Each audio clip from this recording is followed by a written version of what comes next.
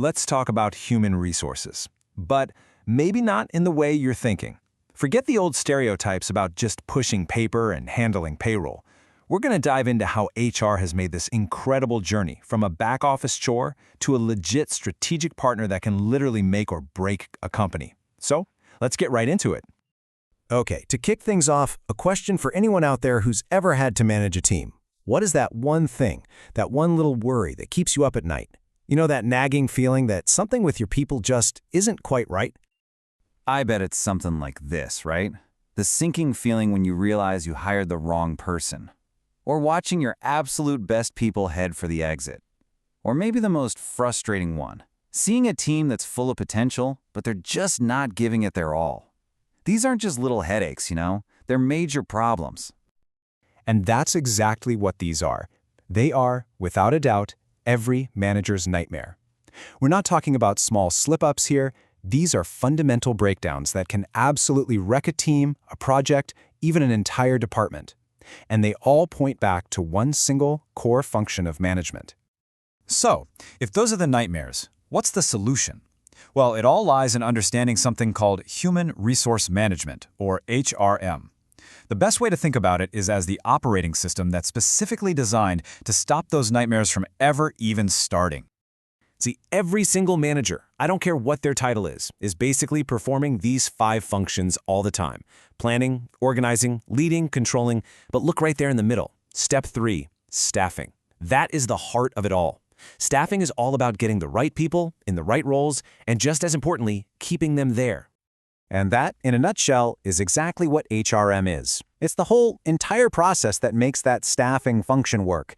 It's not just one thing, right? It's finding people, training them, checking their performance, paying them. It's the full life cycle. It's basically the engine that keeps the people part of the business running smoothly and, really importantly, fairly. Okay, so if HRM is this big, important engine, who's actually driving it? Who's responsible for all this? Is it the team manager on the ground, or is it that HR department we always hear about? To answer that, we have to get our heads around 2 types of authority that exist in pretty much any company. First, you've got line authority. That's direct command. It's your boss telling you what to do. The do this authority. Then you have staff authority, which is different. It's the power to advise and guide. Think of it as the here's how you could do this authority. And this is where it all clicks. The line manager, the person actually in charge of the team, they handle the direct day-to-day HR duties like training and performance reviews. They have the line authority. But the HR manager, they're the expert partner. They have staff authority. They create the systems, they advise, they coordinate, and they help that line manager succeed. So it's not one or the other. It's a partnership, a shared duty. But here's the thing. This whole partnership idea, it didn't just pop up out of thin air. For a long, long time, HR looked completely different. Over the past few decades, the world went through some massive changes, and HR had no choice but to change right along with it. And these are the big ones, the major forces. Technology started automating all the old-school admin tasks. Globalization suddenly meant you weren't just competing with the company down the street for talent. You were competing with the entire world. And the very nature of work itself was shifting away from manual labor and towards knowledge work. The old way of doing HR, it just wasn't going to cut it anymore. All of these pressure basically forced a total rewrite of HR's mission statement. It could no longer just be seen as an administrative department that costs the company money, a cost center. The new goal, the new mandate, was to become a profit center, a part of the business that actively adds value by making the company's most important asset, its people, better.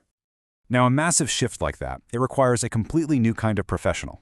Someone who could not only handle these new challenges, but could actually drive this new strategic vision. And this gave rise to the modern HR pro. So let's meet this new HR manager, shall we? Because at its heart, this is the big change. The focus for today's HR professional is shifting away from just doing administrative tasks and moving towards true strategic partnership, adding real, measurable value and helping to drive the business forward. Just look at where their focus is now. The biggest piece of that pie, at 30%, is strategy, making sure the people plan lines up with the company's goals. Right behind that, employee engagement, because we all know an engaged team is a productive team. And notice that 20% for evidence-based management, that's all about using real data, not just gut feelings, to make people decisions. It's all about adding value you can actually see and measure. And to pull all of that off, you need a completely new set of skills.